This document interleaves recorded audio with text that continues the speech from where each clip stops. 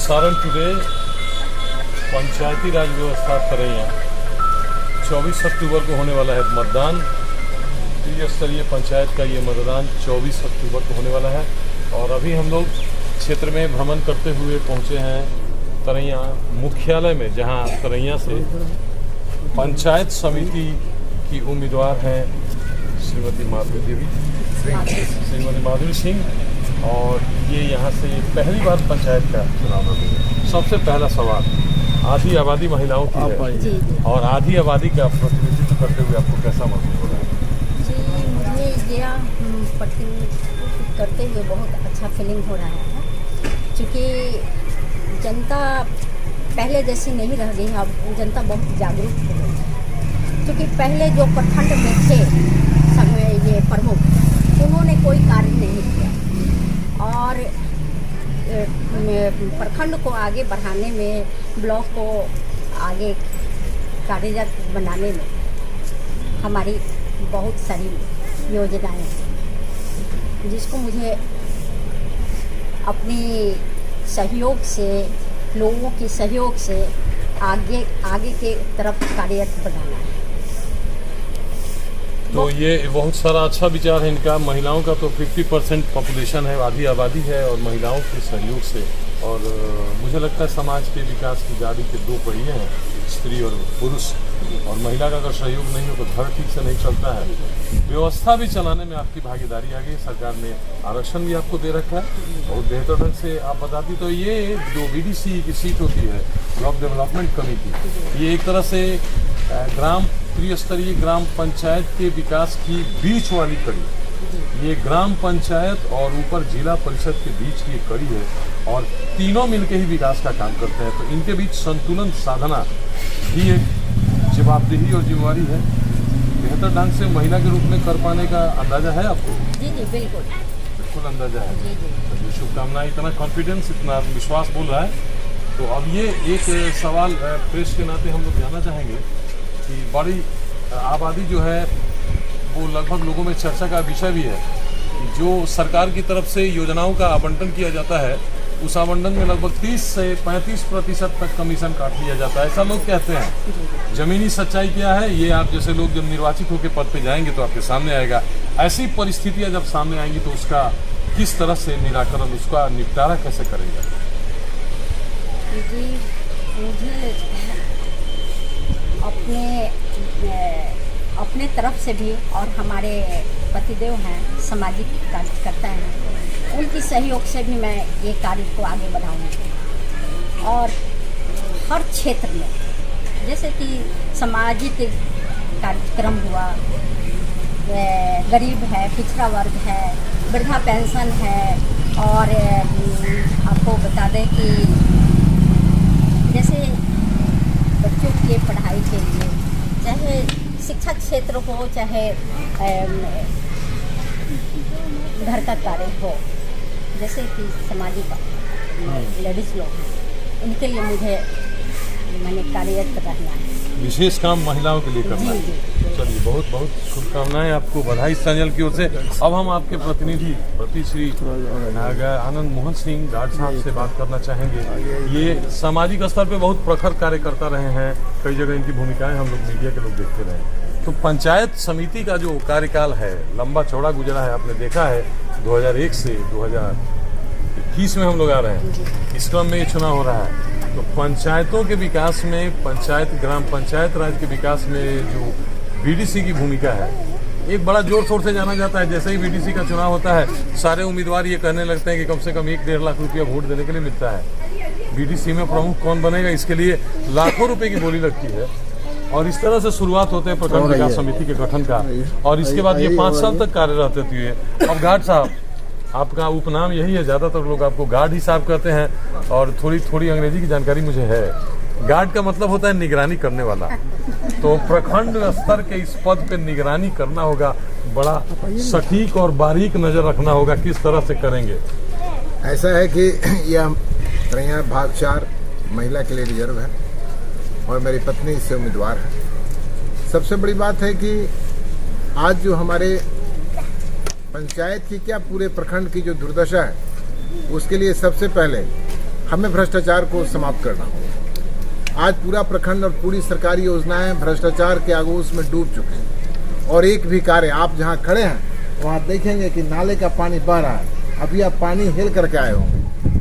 और ऐसे परिस्थिति में यही नहीं, विधवा, वृद्धा, विकलांग पेंशन तो एक बाकी अधूरा, आधा से अधिक लोग वंचित रह चुके हैं, जबकि इसको प्रायोरिटी बेसिस पे होना चाहिए।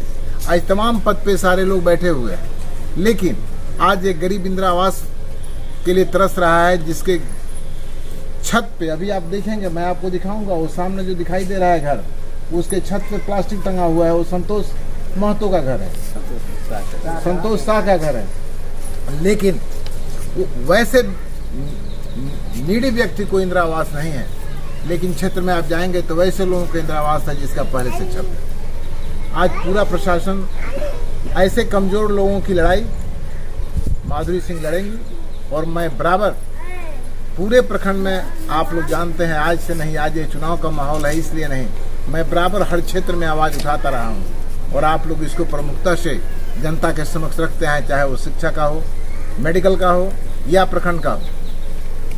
तो जब ये खुद प्रतिनिधित्व करेंगी और जनता इन्हें चुनकर भेजेगी तो फिर मेरा सहयोग इनको भरपूर मिलेगा, ताकि आम गरीब जनता का कल्याण हो सके और सरकारी योजना जिसके लिए सरकार भेज रही है वो उन तक 100% पहुंच सके।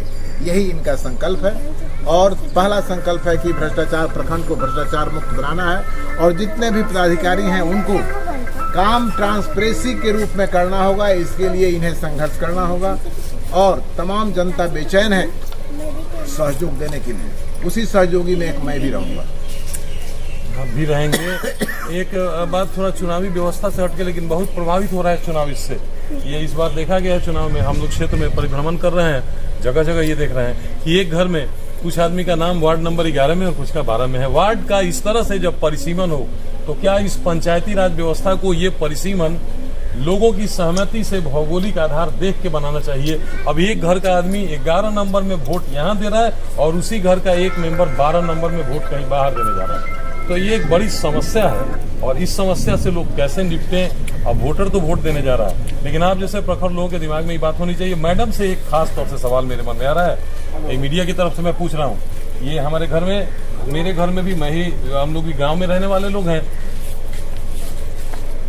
घर की महिलाओं को काम नहीं, सुबह खाना बनाना, बच्चों को स्कूल भेज देना, इसके बाद फिर शाम को दिन में कहीं चाय नाश्ता कुछ की बात आ गई तो महिलाओं के पास एक बड़ी आबादी है और काफी बड़ा समय बेकार रहता है, जिस समय को कार्य के रूप में बदला जा सकता है। ये कई ब्रांडेड कंपनियां हैं जो किस तरह की घरेलू इस्तेमाल की चीज बनाती हैं जो हमारे खेतों में उपजता है। तो क्या इन महिलाओं को पंचायती राज की जो योजनाएं आएंगी सो आएंगी, इन महिलाओं को सक्षम और आत्मनिर्भर बनाने की दिशा में कुछ इस तरह के काम जो ऐच्छिक कार्य हैं पंचायती राज व्यवस्था के तहत ही आते हैं, उस तरफ आपका ध्यान जाना चाहिए या नहीं? जी जी बिल्कुल जाना चाहिए। तो क्या हम लोग उम्मीद करें कि अगर आपको ये यहाँ की तरैया की जनता आपकी सीट पे नवाजती है तो घर में बैठने वाली महिलाओं को भी आमदनी का एक जरिया कहीं ना कहीं ढूंढा जाएगा?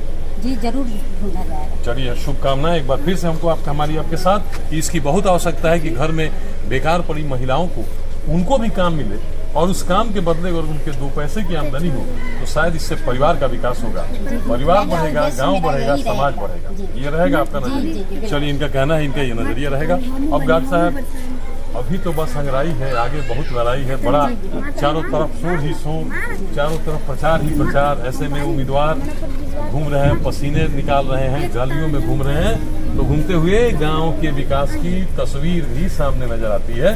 तो चलिए, इस समय हमारी तो उम्मीदें हैं, क्योंकि आप सोशल वर्क कर रहे हैं, स्वास्थ्य सार्वजनिक क्षेत्र में आपका योगदान हर क्षेत्र में देखा जा रहा है। तो अभी पत्नी आपकी उम्मीदवार है और बतौर प्रतिनिधि आप, तो चुनाव जीतने में भी कई तरह के हथकंडों का इस्तेमाल होगा, कुछ अपना हथकंडा प्रेस के साथ शेयर करेंगे? मैं आपको एक आश्वस्त करना चाहता हूं कि मैंने बराबर भ्रष्टाचार को दरकिनार किया और मैं कभी भी गलत हथकंडे का उपयोग माधुरी सिंह के चुनाव जीतने के लिए नहीं करूंगा।